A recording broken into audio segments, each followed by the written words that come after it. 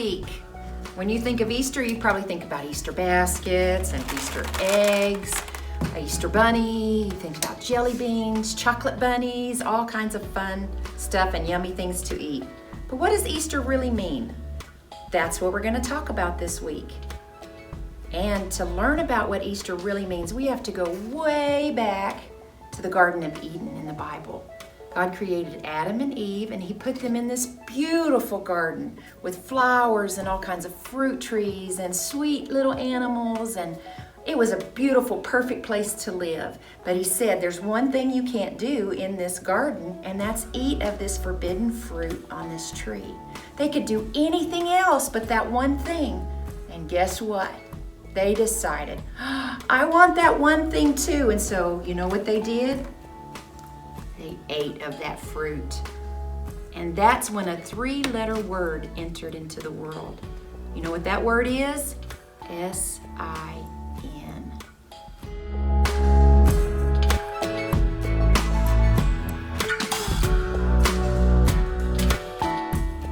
For some of us, it may be hard to really understand what Jesus did when he died on the cross for us. But I want you to picture this. Imagine that we are this penny.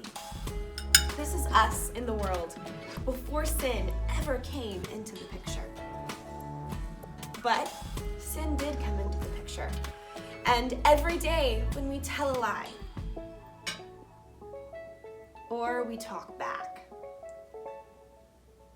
or we're mean to someone, sin surrounds us. It covers us. And God looked down and saw that without him, we would be drowning in sin and there would be no escape. And sin created this void between us and God, this distance between us where we couldn't communicate with him anymore. And for thousands of years, people have tried to cross that distance by being a good person and by doing good things, but we couldn't cross it on our own. And God knew that. So that's the bad news, but here's the great news. God stepped in and he brought his light down into our mess. In the midst of our sin, God sent us his love.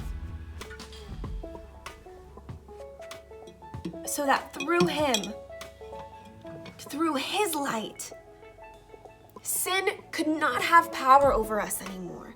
Sin could no longer control us anymore.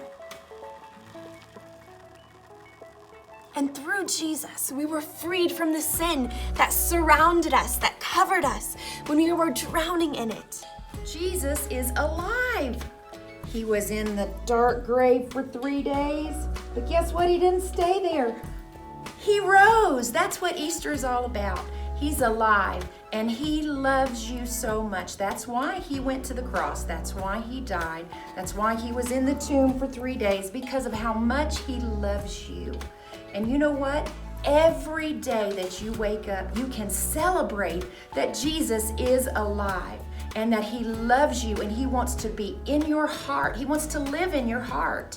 And so if today you feel a little sad or you feel like you don't know Jesus or he's not in your heart, all you have to do, just like we saw in that science project, all you have to do is say, God, I want you to come into my life, into my heart, and take away all this darkness that might be fear or that might be sin, that maybe you told a little tiny white lie or you didn't mind your parents, whatever you've done that's made you feel dark and ugly in your heart.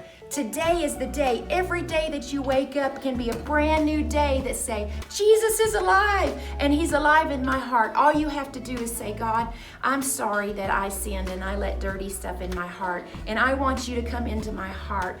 You pray and you have faith and believe, and guess what? Resurrection will happen in your heart and you will begin to feel the happiness and the joy that is Jesus living in you. So today, if you feel the need to, I want you to kneel down wherever you're at, and I want you to pray and say, Jesus, thank you for loving me enough to let there be an Easter week, that you died and that you rose again. Lord, I want you to come into my heart and dwell. I want you to take away all the darkness in my heart, and I want your beautiful light that is Easter to shine on me. And every day that I awake, I'm going to celebrate that Jesus is alive and he loves me and he loves you.